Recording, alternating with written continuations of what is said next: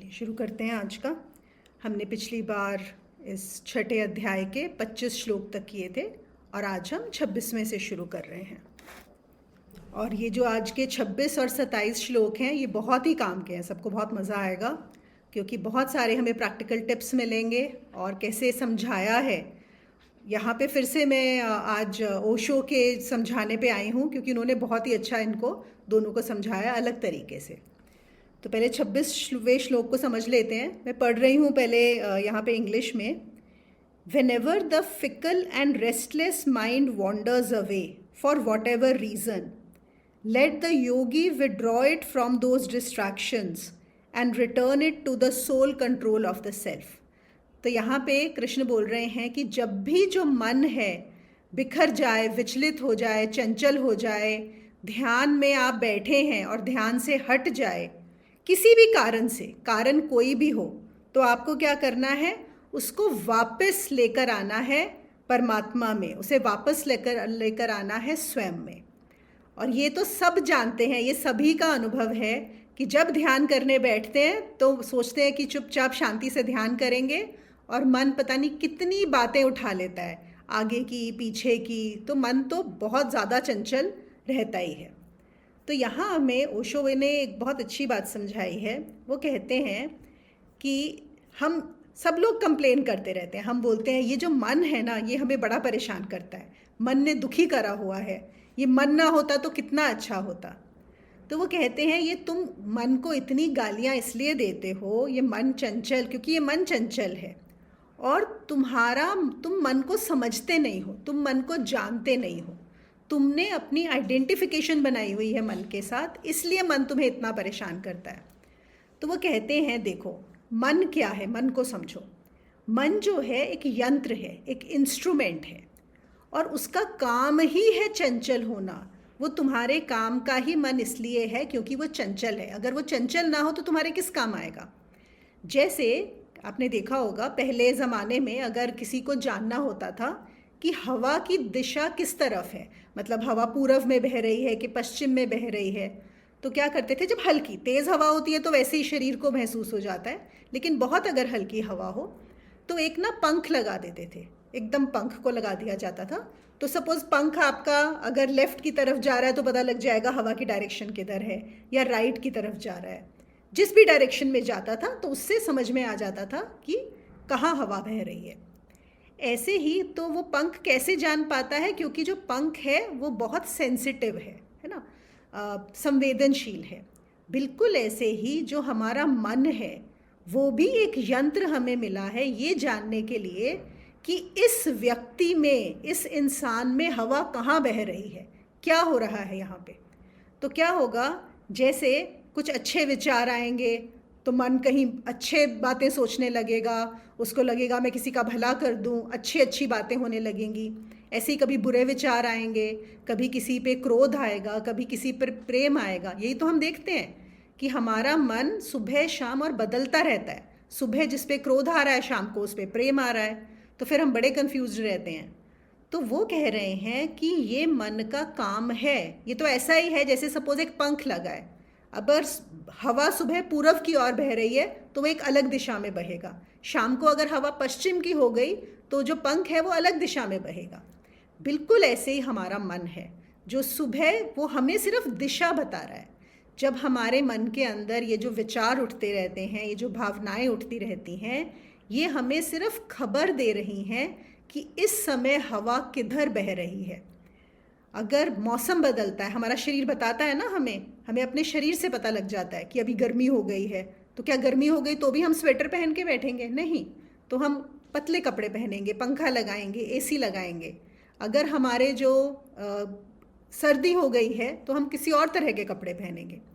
ऐसे ही हमारा मन हमेशा हमें खबर देता रहता है कि अभी यहाँ पर क्या चल रहा है, ताकि हम उसके हिसाब से उसको देख लें कि क्या चल रहा है और फिर हमें जो करना है वो करें। ऐसा नहीं है कि, लेकिन हमारा क्या प्रॉब्लम है, हम उसके साथ एक हो जाते हैं, हम उसके साथ एक आइडेंटिफिकेशन कर लेते हैं और हमें पता ही नहीं पड़ता, हमें पता ही नहीं है कि वो अलग है और हम अलग हैं। अच्छा, अब मन हमें किस चीज़ की जो है इन्फॉर्मेशन देता है? मन हमें सारी सूचना देता है संसार की, ठीक है। तो हमें जो भी संसार के बारे में पता लगना है वो हमें मन से और इंद्रियों से पता लगेगा। इस मन से संसार को जाना जाता है। लेकिन हम क्या चाहते हैं? हम चाहते हैं कि यही मन जो हमें संसार के बारे में बताता है वो ही मन हमें परमात्मा के बारे में भी बता दे, वो हमें परमात्मा की तरफ भी ले जाए। यहाँ पे गलती हो जाती है, क्योंकि जो मन संसार को जानता है वो परमात्मा को नहीं जान सकता। और देखो, एक और क्या चीज़ है कि जो भी हम मन से जानेंगे, हम बार बार क्यों बोलते हैं कि वो तभी जाना जा सकता है जब तुम मन के पार हो जाओ, उससे पहले नहीं जाना जा सकता। क्यों? क्योंकि जो मन से जाना जाएगा वो संसार ही जाना जाएगा। मन सिर्फ संसार को ही जान सकता है, वो एक लिमिटेड इंस्ट्रूमेंट है।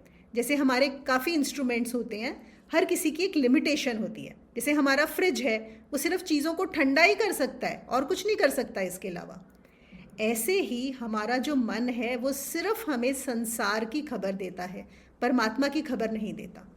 तो अगर हमें परमात्मा की तरफ जाना है तो हम मन को लेकर नहीं जा सकते।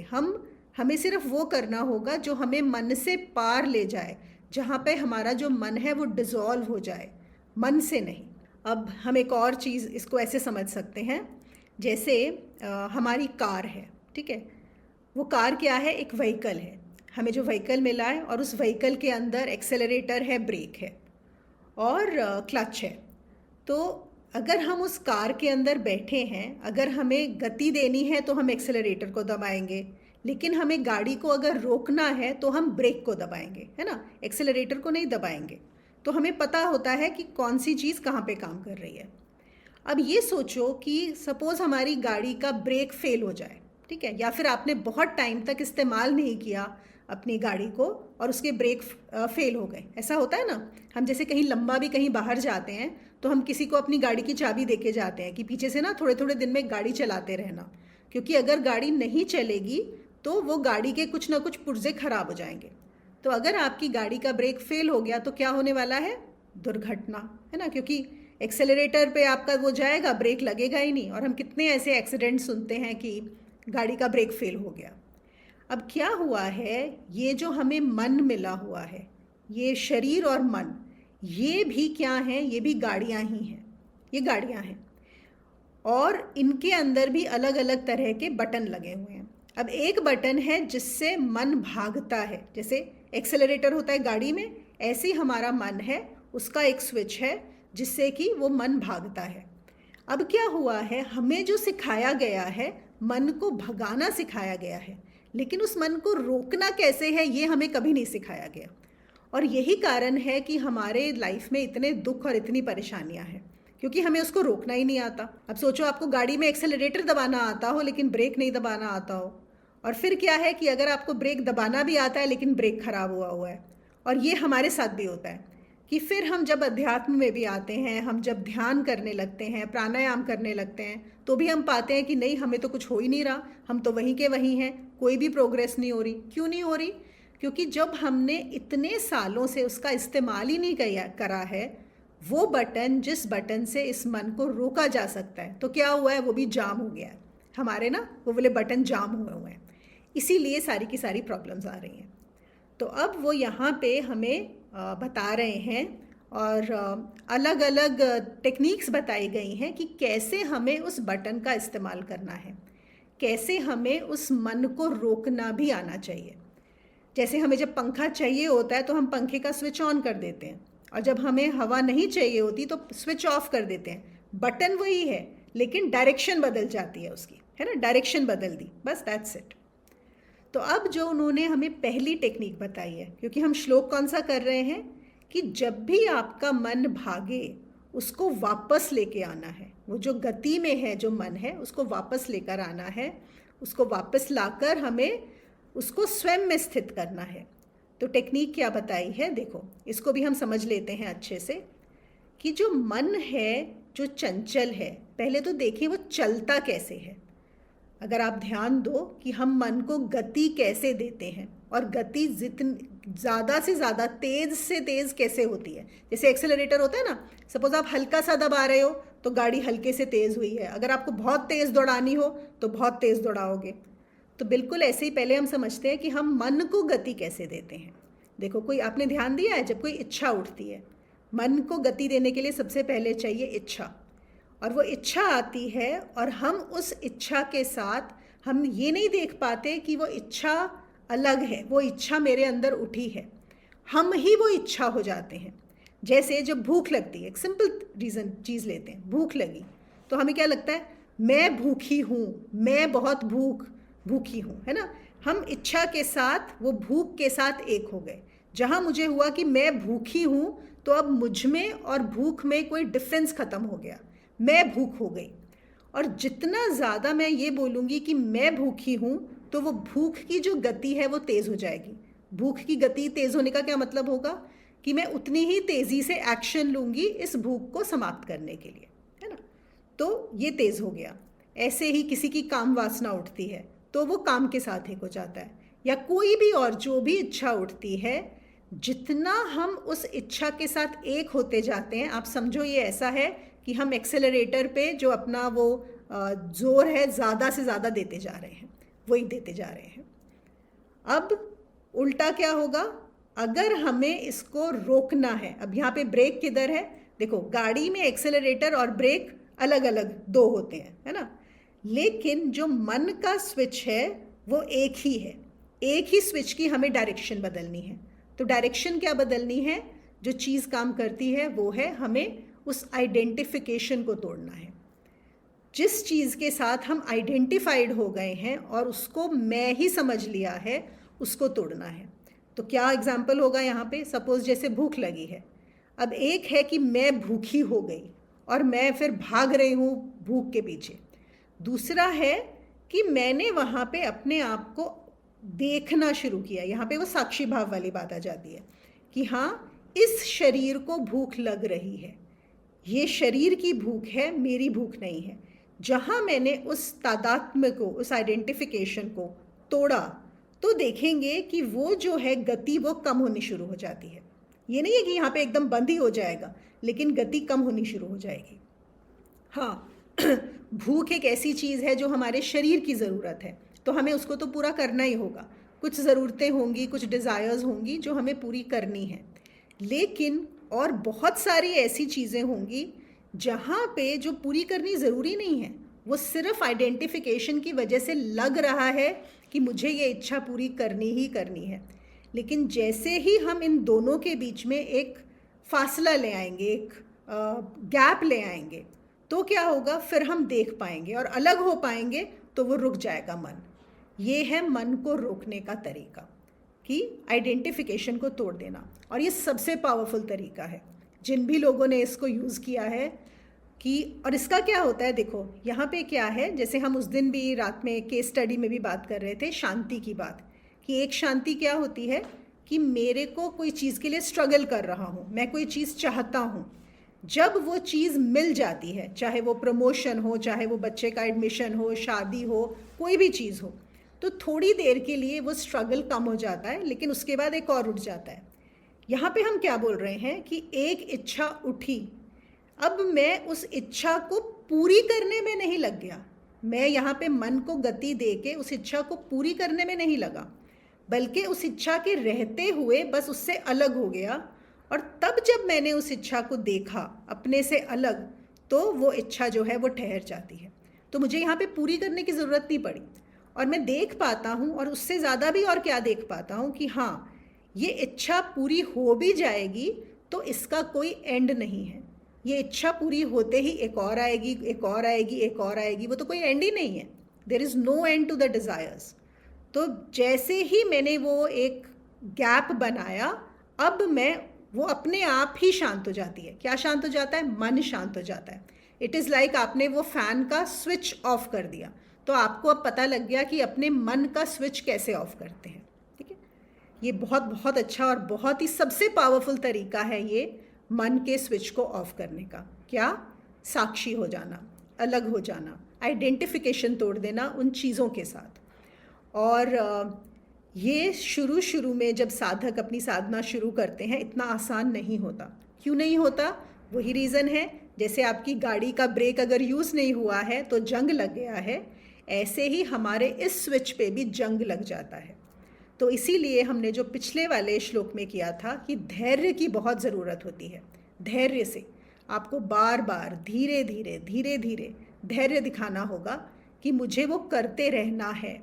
और एक दिन ज़रूर ऐसा आएगा जब आप सडनली पाओगे कि हाँ, एक गैप है और आपको वो स्विच बंद करना आ गया। जिस दिन आपको वो स्विच बंद करना आ जाएगा, उस दिन समझिए ये जो कृष्ण बोल रहे हैं ये आपके लिए करना बहुत आसान हो जाएगा, यही वाली बात। ठीक है, तो ये तो हमारा हुआ पहला तरीका। दूसरी चीज़ जो योगानंद जी बताते हैं वो ये कहते हैं कि अगर तुमसे तुम्हारा मन इधर उधर भाग रहा है, घबरा रहा है, तो तुम उसको अपनी विल पावर से वापस खींचो। देखो, ये है एक योगी का तरीका कि जैसे तुम ध्यान में बैठे और तुम्हारा ध्यान, तुम्हारी जो अटेंशन है, मन ने कुछ भी उठा लिया, कुछ पहले क्या हुआ था, उसने मुझे क्या बोला था, मेरा साथ ये बहुत बुरा हो गया था, या कल क्या होगा, जो भी चीज़ें उठा रहा है मन, आप उसको काबू करिए। वो बोलते हैं आपका जो मन है वो बेलगाम घोड़े जैसा है, तो उस पर आपको लगाम आनी चाहिए। और फिर आप क्या करो, जो हमको पहले भी उन्होंने बताया था कि वापस से अपने ध्यान को वापस लेके जाओ यहाँ पर तीसरी आंख पर। क्योंकि होता क्या है कि जब भी हमारा ध्यान मन में घुस जाता है तो हमारा ध्यान यहाँ से भी हट जाएगा। शायद ही आप लोगों ने ध्यान दिया हो, जैसे हम बोलते हैं ना, ध्यान करते हुए यहाँ रखो, जो हम मेडिटेशन कर रहे हैं। आप देखो, जब भी आपका मन चंचल होगा आपका ध्यान यहाँ से हट जाएगा, आप देखोगे आप यहाँ पर देख ही नहीं रहे हो।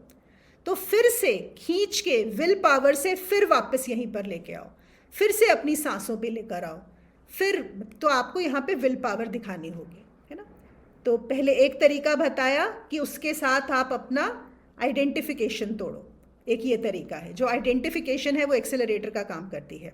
दूसरा तरीका क्या है, जब आपका मन भटक जाए तो आप अपने ध्यान को वापस यहाँ लेकर आओ, खींचकर कि यहीं पर देखो, सांस पे ध्यान दो, तो फिर करते करते वापस आ जाएगा। और एक तरीका जो कि भक्त का तरीका है, तो एक ये भी तरीका बताया गया है। वो कहते हैं कि फिर से अपने गुरु को याद करो, अपने इष्ट को याद करो, अपने भगवान को याद करो, और अंदर से आवाज़ लगाओ कि देखो, मैं ध्यान करना चाहता हूँ, मैं ध्यान करना चाहती हूँ, लेकिन ये जो मेरा मन है ये मुझे पता नहीं कहाँ कहाँ लेकर जा रहा है। तो आप मुझ पर अपनी कृपा बनाइए, आप मुझ पर कृपा कीजिए और मेरे मन को चंचलता से, इस समय मुझे चंचल मन नहीं चाहिए, इसको ज़रा वापस से स्थिर कर दीजिए। तो फिर वही है कि या तो आप अपने गुरु को यहाँ पर तीसरी आँख में ला के, या फिर आप अंदर से उनको प्रे करिए। तो ये हमें 3 तरीके बताए गए हैं। तो ये है हमारा 26वां श्लोक। अब हम कर लेते हैं अपना श्लोक 27। ये भी बड़ा प्यारा है और ये आप सबको पसंद आएगा, क्योंकि यहाँ पर हम आज फिर से रज, तम और सत की बात करने वाले हैं। देखो, वो 27वें श्लोक में क्या बोलते हैं। वो कहते हैं कि जिस योगी ने अपने मन पे काबू कर लिया, जिसका रज संतुलन में आ गया, देखो रज, यहाँ पे रज की बात हो रही है, और जिसके पाप कर्म समाप्त हो गए, जिसका मन अच्छी प्रकार शांत है और जो पाप से रहित है, और जिसका रजोगुण शांत हो गया है, ऐसे इस सच्चिदानंदन ब्रह्म के साथ एक हुए योगी को अति उत्तम आनंद प्राप्त होता है। ठीक है, तो यहाँ पे उन्होंने 3 चीज़ें बोली हैं कि जिसका मन शांत है, जो पाप से रहित है, और जिसका रजोगुण शांत हो गया। तो अब हम इसमें ये जो पाप और रजोगुण की बात की गई है, इसको थोड़ा और अच्छे से समझ लेते हैं कि यहाँ पर क्यों कृष्ण पाप और रजोगुण की बात कर रहे हैं। पाप से रहित है, ये पाप कहाँ से हो गया, ये पाप और पुण्य क्या होते हैं। पहले उन्होंने बोला जो पाप से मुक्त है। तो पाप क्या है, तो हम क्या समझते हैं पाप क्या होते हैं, जैसे चोरी करना, झूठ बोलना, किसी की चीज़ चुरा लेना, किसी के बारे में गलत सोचना, बुरा सोचना, है ना, इसको हम बोलते हैं कि ये होता है पाप।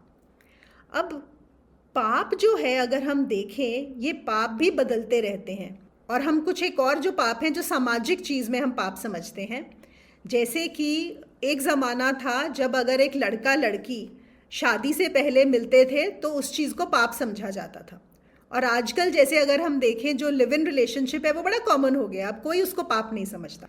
तो पाप की डेफिनेशन भी बदलती रहती है। पहले तो ऐसा ही बोलते थे ना, पाप कर दिया, लड़की ने ये कर दिया, तो सब तरीके अलग अलग थे। वो कहते हैं कि जो पाप है हमारा, ये तो ऐसा है जैसे आभूषण हुआ। अभी आपने एक आभूषण हुआ आपका, लेटस से आपका है गले का नेकलेस, और एक आभूषण है आपका ब्रेसलेट, और एक आभूषण है आपकी कान की बाली।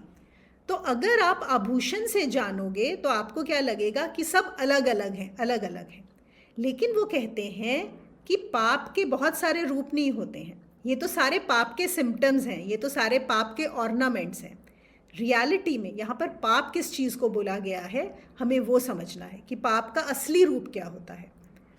तो उसमें वो हम फिर से समझते हैं जो हमने अभी पिछले श्लोक में बात किया, कि हमारा जो मन है वो हमेशा संसार में लगा रहता है, और वो मन जो है वो संसार को जानने के लिए ही यंत्र दिया गया है। ठीक है, तो जो चीज़ हमें संसार में ही रखती है, जो भी ऐसे कार्य हैं जो हमें संसार में रखते हैं, संसार का क्या मतलब हुआ, लिमिटेडनेस, संसार का मतलब है अज्ञान, संसार का मतलब है दुख। तो जो हमें दुख में रखता है, अज्ञान में रखता है और हमें छोटा करता है, वो हो गया पाप। पाप का मतलब सिर्फ ये नहीं है चोरी चकारी करना, कोई भी चीज़ जो हमें छोटा रखती है वो हो गया पाप।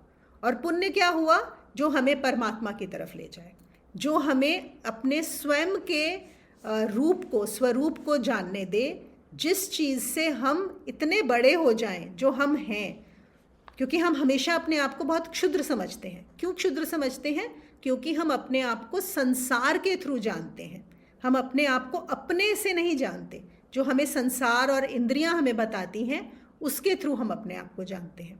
तो इसलिए इसको बोला गया है पाप। तो फिर से हम समझ लें, जो पाप से रहित है। अब पाप से रहित का क्या मतलब हो गया, यहाँ पर जो उस संसार, उस लिमिटेडनेस से बाहर हो गया, वो हुआ पाप से रहित। और फिर इमीडिएटली उन्होंने उसके बाद क्या बोला है कि जिसका रजोगुण शांत हो गया। अब यहाँ पे पाप के बाद उन्होंने रजोगुण की बात क्यों की है? तो अब रजोगुण क्या होता है, देखो यहाँ पे वो बड़ा अच्छे से ये बताते हैं कि हमें संसार में रखने वाला, हमें बहुत ज़्यादा वही लिमिटेडनेस में रखने वाला एक जो सबसे बड़ा, जो हमारा जिसके पीछे बोलेंगे कि पाप का जो वाहन है वो है रजोगुण। तो रजोगुण का शांत होना बहुत ज़रूरी होता है। अब मैं यहाँ पे एक बेसिक में आप लोगों को बता देती हूँ। सत्व, तमस और रजोगुण की जब हम बात करते हैं तो क्या होता है, जो तमस है, तमस होता है रोकने की शक्ति, अवरोध करने की शक्ति।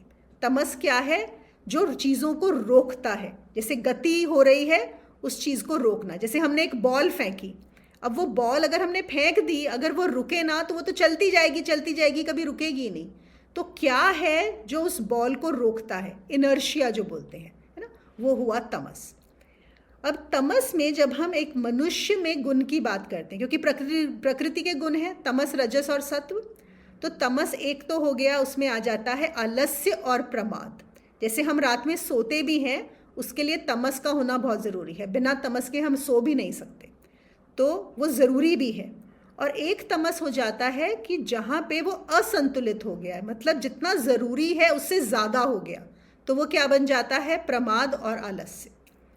फिर हमारा रजोगुण क्या है, जो चीज़ों को गति देता है, कि जो भी मूवमेंट हो रही है, अगर हम सब लोग आज इस सेशन में अभी बैठे हुए हैं, ये भी रजस का ही गुण है। रजस के गुण की वजह से हम बैठे हैं और सुन रहे हैं। जब भी कोई एक्टिविटी हो रही है वो रजस में हो रही है। और इस समय एक तरह से तम भी काम कर रहा है। देखो हम बैठे हैं, ये नहीं है कि हम बैठे बैठे भी भागे जा रहे हैं, यहाँ भाग रहे हैं, वहाँ भाग रहे हैं। हम बैठे हैं ना आराम से टिक के, एक सेशन के लिए, 1-1.5 घंटे के लिए। वो बैठने के लिए भी हल्का सा तम चाहिए होता है, नहीं तो आपको जो रज है वो बैठने भी नहीं देगा। आपने सुना है ना, कुछ लोग बोलते हैं हम तो बैठ ही नहीं सकते बिल्कुल, इतने रेस्टलेस होते हैं। मतलब वो इतना ज़्यादा उनके ऊपर रज जो है वो भारी है। और सत्व क्या होता है, अब रज, तमस और सत मिलते तो हमें तीनों हैं, लेकिन आप ऐसा बोल सकते हो कि रज और तमस प्रकृति अच्छे से देती है और सत्व के लिए हमें कार्य करना पड़ता है, सत्व को जगाने के लिए, सत्व को बड़ा करने के लिए, ताकि उनमें संतुलन आए। अभी हम जैसे हैं वो असंतुलित रहता है। तो वो कहते हैं कि जब यहाँ पे कहते हैं कि रजोगुण शांत हो गया, तो वो ये यहाँ पर बोलते हैं कि जितने भी पाप होते हैं, जिसको हम पाप बोलते हैं, जो हमें बार बार संसार में गति करवाता है, वो होता है रजोगुण। क्योंकि रजोगुण का भाव ही, मतलब रजोगुण का जो नेचर है वो यही है, मूवमेंट, भागते रहना, दौड़ते रहना, बहुत चंचल रहना। हमारा जो मन है, जब हम उसको बोलते हैं कि वो बहुत चंचल होता है, तो वो क्या है? वो रजोगुण के कारण है, चंचल है। क्या होता है? एक अंदर से एक एनर्जी उठती है, रजोगुण की एनर्जी जो होती है, और उसको कुछ करना है। उस एनर्जी को कोई ना कोई एक्टिविटी चाहिए, उसको एक्सप्रेशन चाहिए। तो क्या होगा? एक एक्सप्रेशन होता है जिसको हम बोलते हैं क्रिएटिव एक्सप्रेशन, कि आपके अंदर एनर्जी है और आपने उसका सकारात्मक तरीके से इस्तेमाल किया।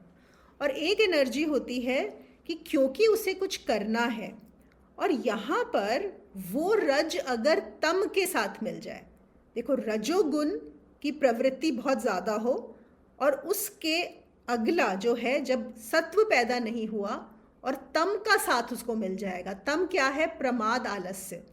और प्रमाद और आलस्य की वजह से तम में एक और चीज़ क्या आती है कि उसको अच्छे बुरे की पहचान नहीं होती। जिसमें भी तमस ज़्यादा होता है उसमें भ्रम होता है, ब्रह्म नहीं, भ्रम, फर्क है दोनों में, है ना।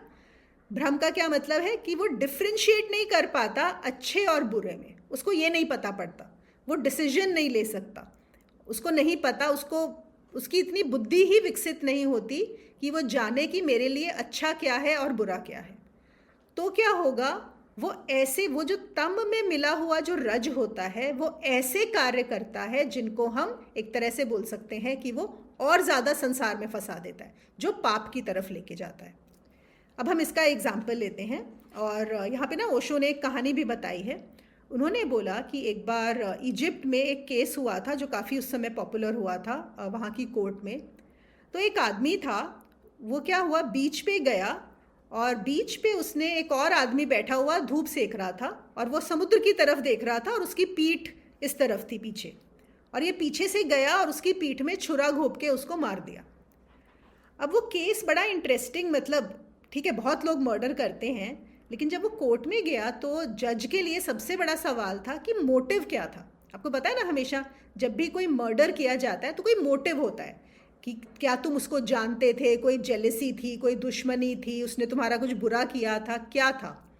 लेकिन उस आदमी ने बोला कि कोई कारण नहीं था, कोई मोटिव था ही नहीं, वो जानता भी नहीं था उसको। तो फिर उससे पूछा गया कि अरे तुम जानते नहीं थे, कोई मोटिव नहीं था, तो तुमने क्यों उसको मारा? तो उसने कहा नहीं, कोई कारण नहीं है, बस मेरे अंदर एक ऊर्जा उठी, मेरे अंदर, कि मुझे कुछ करना है। इतनी जोर से ऊर्जा उठी, मुझे और कुछ समझ ही नहीं आया, मैंने छुरा उठाया और जाके उसके अंदर मार दिया। तो ये उन्होंने एग्जाम्पल दिया है प्योर पाप, जिसको बोलेंगे ना, देयर इज नो मोटिव, बस ये है कि एक अंदर से ऊर्जा उठी, कुछ करना है, और उसको नहीं पता सही गलत। क्योंकि अगर कुछ करना है, अब देखो, जिसका सत्व होगा या जिसकी समझ होगी, बुद्धि होगी, वो सोचेगा एनर्जी आई है तो मैं कुछ अच्छा कार्य करूं, कुछ क्रिएटिव कार्य करूं। कोई जाके छुरा घोंप देगा क्या किसी के पीठ में जाके? अब फिर वो कहते हैं, अब देखो ये थोड़ी सटल चीज़ है जिन्होंने समझाई है, कि ये हुआ प्योर पाप। अब वो कहते हैं लेकिन जो बहुत सारे और चीज़ें भी लोग करते हैं रजस की वजह से, वो एक रैशनलाइज कर देते हैं। आप कोई भी काम कर रहे हो, चाहे आप बड़े एम्बिशियस हो गए हो, आप एक बड़ी बिल्डिंग बना रहे हो, आप पैसा कमा रहे हो, आप अपना नाम या यश के पीछे भाग रहे हो, आपको एक रीज़न हो जाएगा कि हाँ मुझे ये करना है, क्योंकि मुझे पैसा कमाना है, क्योंकि मुझे अपना नाम कमाना है, यश कमाना है। वो कहते हैं लेकिन अगर हम ध्यान से जाएं, पीछे देखें, तो सिर्फ वो रज की एनर्जी है। ये समझ रहे हो इस बात को, कि एक एनर्जी है, एक ऊर्जा है जिसको कुछ करना है, वो बिना करे रह ही नहीं सकती, वो कुछ ना कुछ करेगी। और ऐसे बहुत सारे लोग होते हैं जो सिर्फ कुछ करना चाहते हैं। उन्होंने यहाँ पे एक और चीज़ बताई है कि 4 तरह के लोग हो सकते हैं अगर हम इन चीज़ों को लें। सपोज 2 हम लेते हैं कि या तो ज्ञानी है या अज्ञानी, ठीक है। ज्ञानी को हम बोलेंगे जिसको सही और गलत की समझ है, और अज्ञानी जिसको सही और गलत की समझ नहीं है, ठीक है, ज्ञानी और अज्ञानी। और फिर दो तरह के लोग बोलेंगे हम, जो होते हैं निष्क्रिय, मतलब जो आलसी, जो काम नहीं करते, और एक होते हैं जो क्रियामान होते हैं, मतलब जो एक्टिव होते हैं, एक्टिव और इनएक्टिव। Is this clear? ज्ञानी, अज्ञानी, एक्टिव एंड इनएक्टिव। अब देखो, कुछ लोग होते हैं, अब इन्होंने उनका एग्जाम्पल वो ऐसे करा है, एक होते हैं जो अज्ञानी हैं और बहुत एक्टिव हैं, जिनको सही और गलत की समझ नहीं है लेकिन क्रियावान है, बहुत ज़्यादा एक्टिव है, उनके अंदर रज बहुत ज़्यादा है। एक क्या होंगे, जो अज्ञानी हैं लेकिन इनएक्टिव हैं, अज्ञान तो हैं लेकिन तमस में पड़े हुए हैं। फिर एक ज्ञानी है जिनको पता है सही और गलत क्या है लेकिन इनएक्टिव है, निष्क्रिय हैं, वो चुप बैठे हैं। और एक ज्ञानी है जो एक्टिव है। अब हम वापस से हम आएंगे कि हमें कृष्ण यहाँ पे बताना क्या चाहते हैं, क्योंकि जो हम बात क्या कर रहे हैं, जिसका रज सेटल हो गया हो, जिसका रज संयम में आ गया हो, संतुलन में आ गया हो, जो वो कहते हैं सबसे ज़्यादा उपद्रव और सबसे ज़्यादा पाप कहाँ पर होता है? कोई गेस करेगा इसमें? सबसे ज़्यादा पाप कहाँ होगा? अज्ञानी plus active. Yes, very good. अच्छा, नहीं, अज्ञानी प्लस एक्टिव, अज्ञानी प्लस एक्टिव, जिसको नहीं पता सही और गलत क्या है लेकिन बहुत उसके अंदर रज भरा हुआ है। और वो कहते हैं सबसे ज़्यादा लोग ऐसे ही होते हैं, यही होते हैं, अज्ञानी और एक्टिव। और सबसे कम कौन से होते हैं? बताओ, सबसे कम कौन से होते हैं? ज्ञानी और एक्टिव। हाँ, ज्ञानी और एक्टिव, बिल्कुल। हाँ, सबसे कम होते हैं ज्ञानी और एक्टिव, सबसे ज़्यादा होते हैं अज्ञानी और एक्टिव। और फिर बचे हमारे, वो बोलते हैं कि जो ज्ञानी है लेकिन इनएक्टिव है वो भी हमारे काम का नहीं है। जो अज्ञानी है और इनएक्टिव है वो तो बहुत ही अच्छा है कि वो इनएक्टिव रहे तो ही सबसे अच्छा है, क्योंकि सबसे ज़्यादा परेशानी उन्हीं लोगों की होती है क्योंकि वो अज्ञान है, नहीं पता, और एक्टिव हुए हुए। तो सबसे ज़्यादा जो पाप कर्म है, पाप मतलब फिर से अननेसेसरी एक्टिविटीज़ जो होंगी वो वहीं पर होती हैं। और यही माया में होता है, क्योंकि हमें पता है माया त्रिगुणात्मक है ना, तो माया जो करवा रही है तो ये हमें मिलेंगे। तो हमारा क्या हो गया? चार जो बन गए, एक्टिव ज्ञानी, एक्टिव अज्ञानी, इनएक्टिव ज्ञानी एंड इनएक्टिव अज्ञानी, ठीक है।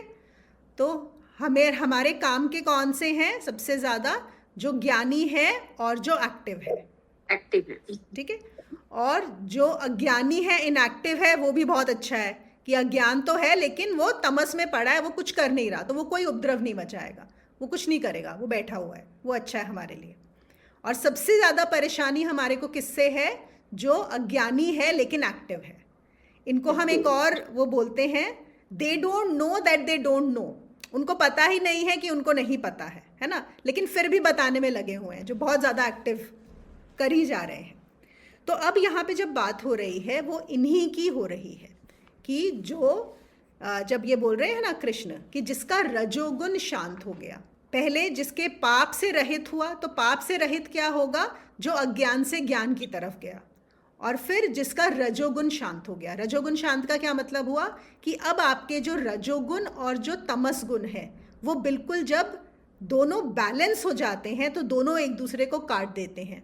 और जब आप सत्व में जाते हो, एक तरह से हम इसको ऐसे बोलते हैं कि जो सत्व में चला जाए, और एक हम ये बोलते हैं जो तीनों से ही पार हो जाता है, जिसका रजोगुण शांत होता है। रजोगुण शांत कैसे होगा? जब तमस और रजस एक दोनों काट देंगे सत्व के होने से, और जैसे ही आपका वो शांत होगा आप उन तीनों गुणों के पार हो जाओगे।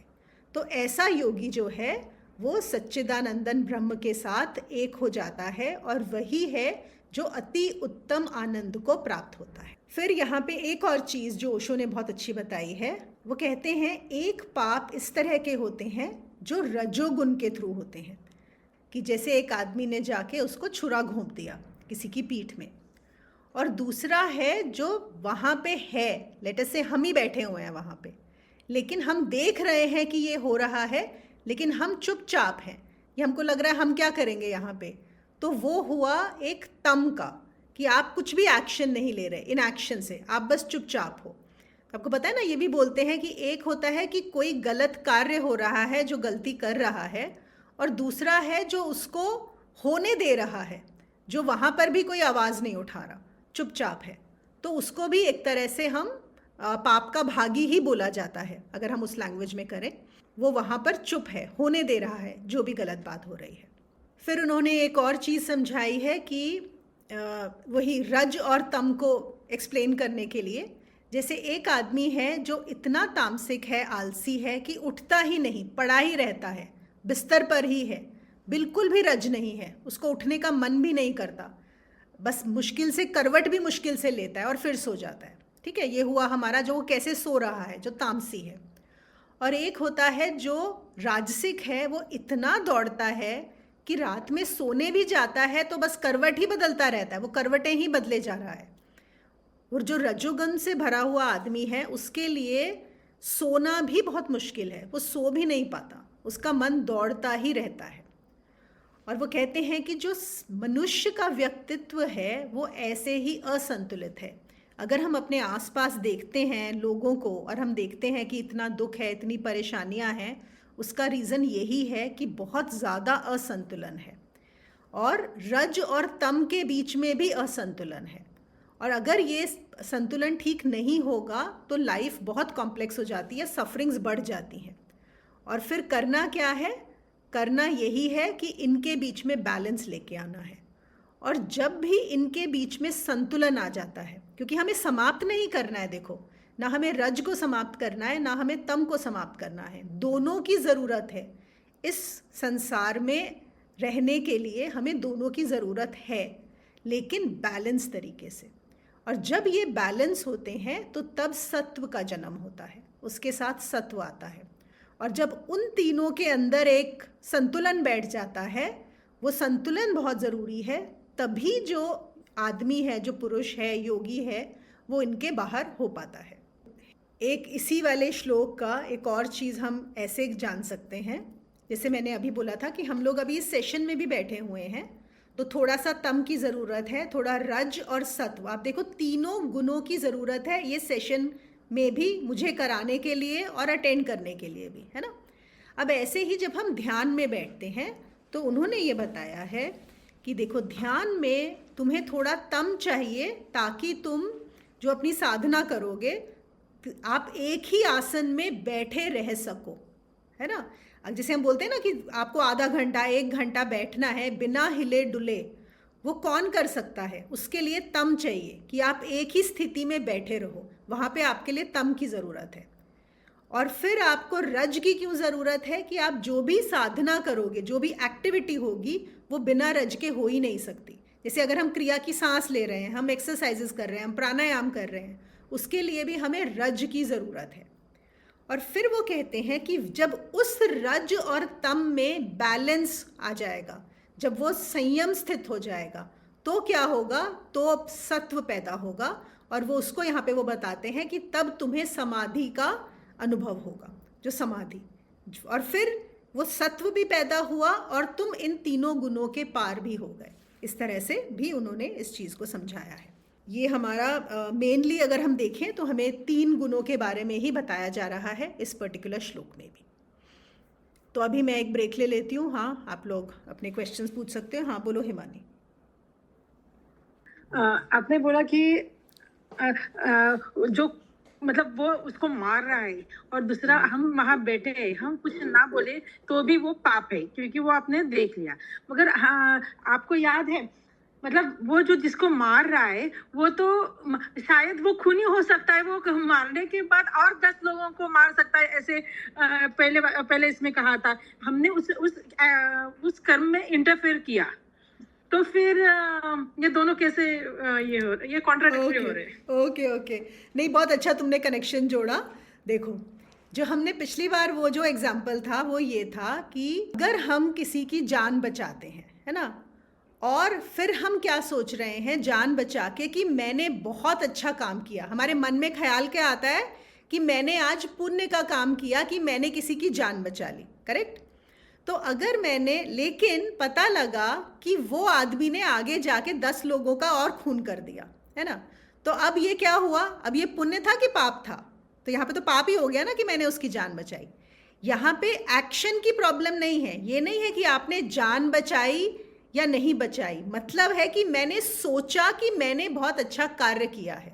यहाँ पे सोच की बात है, एक्शन की बात नहीं है। ये डिफरेंस समझ में आया?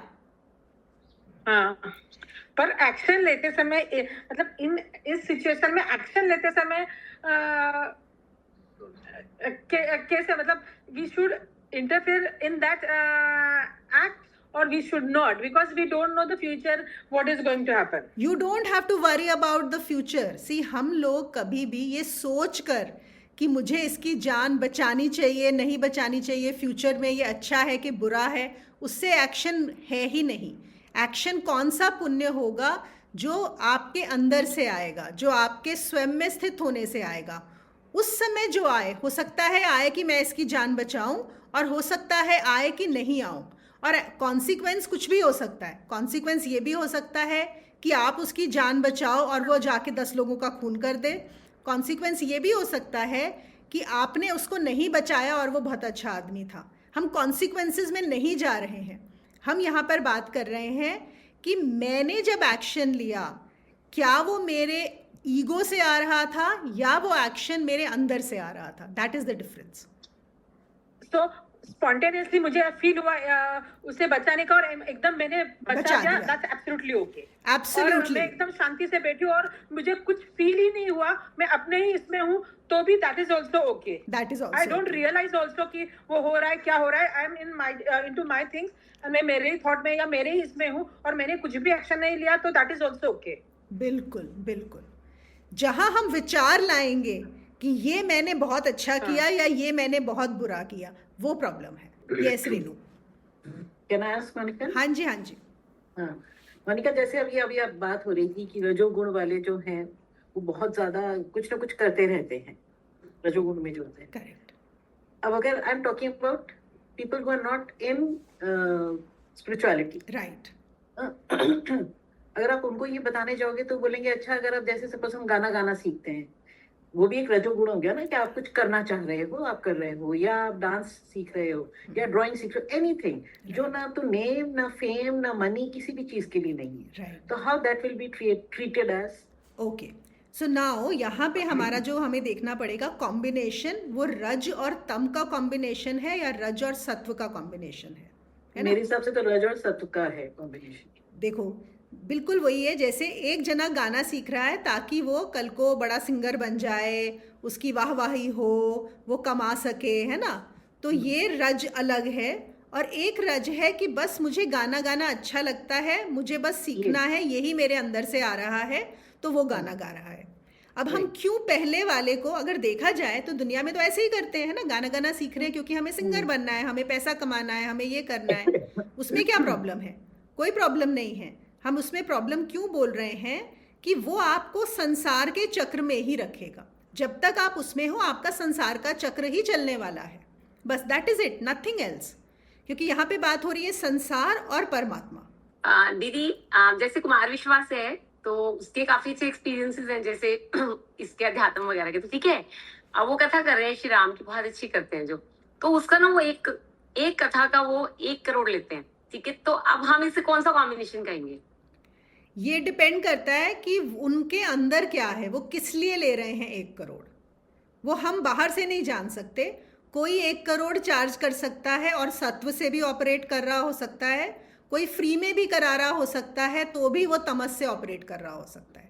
तो अगेन, बाहर के एक्शन से हम जज नहीं कर सकते। ओनली ही नोज कि वो किस लिए कर रहे हैं। Okay, in the same example जहाँ पे वो उन्होंने पूछा था कि अगर जैसे हम गाना सीख रहे हैं और उसके पीछे इंटेंशन है कि मैं जाके इसको मे बी फ्यूचर में अर्निंग करूँ या वो, लेकिन वो जैसे आपने बोला कि नहीं, अपने पर्पज से लिए भी कर सकते हैं। लेकिन अगर कोई जैसे भक्ति भाव से करे और अपने भगवान को खुश करने के लिए करे, तो उसमें आई थिंक वो ये वो सत्व हो जाएगा, वो सत्व हो जाएगा। हाँ। और देखो, रजस में भी कोई प्रॉब्लम नहीं है। देखो, अब हम संसार में हैं तो ऑब्वियसली सबको कमाना भी है, सबको पैसे भी चाहिए, अपना फैमिली का भी भरण पोषण करना है, जो भी करना है, कुछ तो आप करोगे, यहाँ पर आए हो, है ना? बात यहाँ पर सिर्फ हो रही है कि क्या आप सिर्फ इसी में रह जाओगे या इसके आगे भी जाओगे। क्योंकि जब तक आप इसके लिए करोगे तब तक आप रजस में ही हो। सत्व में कब आएगा? जब वो बिना किसी पर्पस के हो जाएगा, बस है। या फिर जैसे बोला, हमने बोला था ना कि एक इच्छा ऐसी है जिसको हम इच्छा में नहीं गिनते, जो वो है परमात्मा को पाने की इच्छा या स्वयं को जानने की इच्छा। ये तो बोलते हैं ना, ये भी तो इच्छा ही है, लेकिन इस इच्छा को नेगेटिव उसमें नहीं गिना जाता, डिज़ायर में नहीं लिया जाता। तो बिल्कुल ऐसे ही अगर हम गा भी रहे हैं, और ये गाने से मुझे एक और वो याद आया, इसमें बहुत बार पहले सुना चुकी हूँ पर मुझे बहुत पसंद है ये वाली स्टोरी, जो बोलते हैं ना कि जब ये तानसेन थे अकबर के दरबार में गाते थे, और आपको पता ही है तानसेन का तो हम बोलते हैं कि सबसे अच्छे संगीतकार। तो ऐसे ही एक बार अकबर को ध्यान आया, उन्होंने बोला कि तानसेन तुम इतना अच्छा गाते हो, तुमने भी तो किसी से सीखा होगा, तुम्हारे भी तो गुरु होंगे, तो अगर तुम्हारे गुरु हो तो मैं उनको भी सुनना चाहूँगा, वो तो तुमसे भी अच्छा गाते होंगे। तो तानसेन ने कहा कि हाँ मेरे गुरु हैं, लेकिन वो ऐसे नहीं गाते, वो दरबार में आकर नहीं गाते, बस अगर आपने उनको सुनना हो तो उनके पास जाना पड़ेगा, और ये भी नहीं पता कि वो कब गाएंगे, पता नहीं, जब उनका मूड आ जाए तब गा देते हैं, तो हमें इंतज़ार करना पड़ेगा। तो अकबर से ठीक है, I don't have a problem, बताओ क्या करना है। तो उन्होंने बोला कि मैंने ऐसा सुना है कि वो कभी कभी रात को 2 बजे उठ के गाते हैं, तो अगर आप रेडी हो तो हम जाके उनकी झोपड़ी के बाहर वेट कर सकते हैं। तो उन्होंने बोला हाँ ठीक है। तो रोज़ रात को दरबार ख़त्म होने के बाद अकबर और तानसेन जाते थे, और उनके जो गुरु थे एक वहीं पे यमुना किनारे दिल्ली के पास उनकी झोपड़ी थी, उसके बाहर जाके बैठ जाते थे, रोज़ रात को सुबह तक इंतज़ार करते थे। एक दिन ऐसा हुआ 2-2:30 बजे के करीब वो तानसेन जी के गुरु उठे और उन्होंने गाना शुरू किया, और जो जैसे ही उन्होंने गाना शुरू किया, कहते हैं अकबर ने रोना शुरू किया, मतलब, और आंसू झरते ही रहे, जितनी देर वो गाते रहे झरते रहे, और अकबर के मुंह से एक शब्द भी नहीं निकला। जब वापस आए महल में तो भी बोलते हैं कि वो दोपहर तक तो मतलब उनके मुंह से आवाज़ ही नहीं निकली। जब उनकी आवाज़ निकली तो उन्होंने तानसेन को बोला कि मतलब तुम्हारे गुरु तो क्या गाते हैं, मतलब ये तुम ऐसा क्यों नहीं गा सकते हो? तो फिर तानसेन ने बोला बहुत फ़र्क है उनमें और मुझ में। कहते मैं आपके लिए गाता हूँ, मैं इसलिए गाता हूँ कि मैं आप खुश हो जाएं, आप जो कि राजा हैं, मनुष्य हैं, और कि जब मैं गाता हूँ तो आप मुझे देते हैं, इनाम देते हैं, मुझे यहाँ पे पैसे मिलते हैं। कहते मैं इसलिए गाता हूँ कि मुझे कुछ मिलेगा। कहते मेरे गुरु इसलिए गाते हैं क्योंकि उन्हें कुछ मिल गया है, वो राजा के लिए नहीं गाते, वो उस राजा के लिए गाते हैं जो सबसे बड़ा राजा है, और उन्होंने उसको पा लिया है। तो ये फ़र्क है। तो वही बात है, हम यहाँ पे क्या कर रहे हैं कि एक कार्य आप कर रहे हैं कमाने करने के लिए, है ना, तो वो रजस, वो आपको इसी में रखने वाला है, और एक है जो करना एक अलग उसके लिए। तो दोनों में बहुत डिफरेंस है, यहाँ पे उसको समझना है। अच्छा मोनिका, ये तो जैसे गाने की बात हुई, अभी इसी चीज में कुछ और भी काम ऐसे होते हैं, जैसे फॉर एग्जांपल ड्राइंग करना, पेंटिंग करना, हाँ, या कुछ कुकिंग करना, उसमें तो कुछ भी ऐसा नहीं कि आप उसके लिए कर रहे हैं। लोग अपने आप को बिजी रखने के लिए बहुत करते हैं, मतलब उनको बहुत होता है कि हमको अपने आप को कैसे भी क्रिएटिव कुछ करना है, इतनी एनर्जी है कि क्रिएटिव करना है, but not for others, for ourselves only. उसमें भी ये नहीं कि उसकी कोई एग्जीबिशन लगानी है या ऐसा कुछ नहीं है, only for ourself, for our satisfaction, which is not for that level. बिल्कुल विच इज़ फाइन। जब अगर हम कर रहे हैं, हम वही तो बोलते हैं ना, ऐसे एक छोटा बच्चा होता है, वो खेल रहा है, वो भी उसके लिए नहीं कर रहा है, वो खेल रहा है, उसको मज़ा आ रहा है, या वो गा रहा है, या वो जो भी कर रहा है, वो तो पेरेंट्स हैं, वो देखते हैं कि अरे ये तो बड़ा अच्छा गाता है या बड़ी अच्छी पेंटिंग करता है, चलो इसको इस प्रोफेशन में डाल देते हैं, है ना। पेरेंट्स उसको एक डायरेक्शन देना शुरू कर देते हैं। तो बिल्कुल हम जितना ज़्यादा चीज़ें करेंगे जस्ट बिकॉज वो एक आ रहा है और कर रहे हैं, शायद हमें उसका भी नहीं पता, तो वो ही हमें धीरे धीरे वहाँ ले जाएगा। वही चीज़ें जो बिना किसी पर्पस के की जाती हैं, है ना। ये फ़र्क क्या है, पर्पस या विदाउट पर्पस, ये बहुत बड़ा डिफरेंस है। हाँ शिवानी बोल रही थी। Shivani Monica, we can say here जो रजोगुण एंड तमोगुण में आप कह रहे थे बैलेंस आना चाहिए, सो वो बैलेंस वी कैन से तभी क्रिएट होता है जब हम विदाउट एनी पर्पस जो है उसमें, या तो हमारा पर्पस होता है उसके लिए कि हमें वो हाईएस्ट चाहिए जो भी हम कर रहे हैं उसके अंदर, जैसे हमारी जो भी साधना हो गई, किसी की गाने की भी साधना होती है, या हम जो भी साधना कर रहे हैं, या फिर वो बिना उसके पहले बिना पर्पस के तो होगा नहीं, एक्चुअली पर्पसलेसनेस आती नहीं है, या फिर ये होगा बस अपने लिए, because that is what makes me happy. तो फिर हम उसको बोल देते हैं एक तरह से स्वधर्म जैसे जो आ जाता है कि बस अपनी खुशी के लिए कर रहे हैं और कोई रीज़न नहीं है। So that creates a balance. So that creates a balance. Yes. और ये बैलेंस भी शायद उन्हीं के लिए बनता है जो ये रास्ता चुनते हैं. हम अगर ऐसा आप बोल बात सकते नहीं हैं. चुनोगे तो फिर तो कुछ भी नहीं होगा हाँ, ना. बिल्कुल बिल्कुल यही बोलेंगे, बैलेंस वहीं पे आएगा. क्योंकि देखो संसार क्या करेगा, संसार आपको रजोगुण की तरफ ही प्रेरित करता है, उसी को बढ़ाने के लिए. जो जितना कोई ज़्यादा एम्बिशियस होता है, जितना ज़्यादा अचीव करना चाहता है, हम उन्हीं को तो इम्पोर्टेंस देते हैं. हाँ, रजोगुण को ही इम्पोर्टेंस देते हैं हम लोग. बैलेंस की तो, और वो तो हम लोगों ने वैसे भी देख लिया कि जो स्पिरिचुअलिटी है वो तो बिल्कुल उल्टी है. उसमें तो संसार को कोई इंटरेस्ट है नहीं, क्योंकि वहाँ पे तो कुछ है ही नहीं, तो सब समाप्त हो जाता है. तो इसका मतलब ये हुआ जो जैसा चल रहा है वो वैसे ही चलता रहेगा. लोगों को समझाना बहुत मुश्किल है. देखो ठीक है, लोगों सब को छोड़ दो, बस यही होता है कि हमें कोई चीज़ समझ में आई है तो हम अपना, हाँ। हम भी अपना गाना गा रहे हैं, है ना. गाना गाने अब सही किसी बात को वो गाना छू जाए, उसको समझ में आ जाए तो बड़ी अच्छी बात है ना. तो बस हम भी उसी के लिए गाना गा रहे हैं, किसी को समझाने के लिए नहीं गा रहे. नहीं कर. मोनिका, इसमें एक चीज और है, जैसे हाँ. लाइक सपोज गाने की बात हो रही है, तो लाइक जो अपनी साधना कर रहा है गाने के लिए, परमात्मा के लिए कर रहा है, कभी कभी वो इतनी ज्यादा करता है कि ऑब्वियसली वही बात है कि वो रजोगुण इतना ज्यादा है कि वो बहुत रेस्टलेस हो जाता है, मतलब वो रेस्ट भी नहीं कर रहा है. यू नो लाइक देन वो वाली स्टेट क्या कहलाएगी? बिकॉज हाँ. कितनी बार होता है कि one becomes totally into it and not even resting, and वो जैसे कहते हैं नींद भी नहीं ले रहा या वो भी नहीं कर रहा है. हाँ. एक दीवानगी हो जाती है. बिल्कुल बिल्कुल बिल्कुल होती है. एकदम करेक्ट चीज़ पकड़ी शिवानी, क्योंकि वहाँ पर भी वही दिखा रहा है कि रजोगुण बहुत ज़्यादा है जिसका एक्सप्रेशन हो रहा है. लेकिन वही है कि अगर रजोगुण के पीछे सत्व है ना, उसके साथ कौन सा गुण लगा हुआ है, तो उससे फिर वो चीज़ उसमें अच्छा ही होता है. अगर हम अच्छे बुरे, क्योंकि संसार में है तो हम अच्छे बुरे को डिफाइन करते हैं, तो वहाँ पर अपना भी भलाई होगा और दूसरों का भी भलाई होगा. अगर सत्व साथ में है तो उसको ले ही जाएगी उस सत्व की तरफ, अगर वो रेस्टलेस भी है उस समय. जैसे हम ये देखते हैं इवन संतों में. ओके, जैसे मैंने जो शिवानंद जी हैं उनके बारे में ये सुना है कि वो बिल्कुल सोते ही नहीं थे. वो specially last years of his life इतना उन्होंने काम किया, इतना काम करते रहते थे. वो काम कहाँ से हो रहा है? वो रजोगुण है. लेकिन वो आ कहाँ से रहा है? सत्व. क्योंकि उनको पता लग गया था कि बस अब मेरा इतना समय बचा है, और उनको था कि मैं जितना ज़्यादा बता सकूं, जितनी ज़्यादा बुक्स लिख सकूं. उन्होंने जाते जाते बहुत सारी बुक्स लिखी थी, बहुत सारे लेक्चर्स दिए थे. तो एक फिर इसकी क्वालिटी अलग हो जाती है. तो ये इतने क्लियर नहीं है जितना हम समझते हैं कि एकदम हम इनको डिमार्केट कर दें. इनके बीच में भी क्या कॉम्बिनेशंस हैं ये भी समझना ज़रूरी होता है.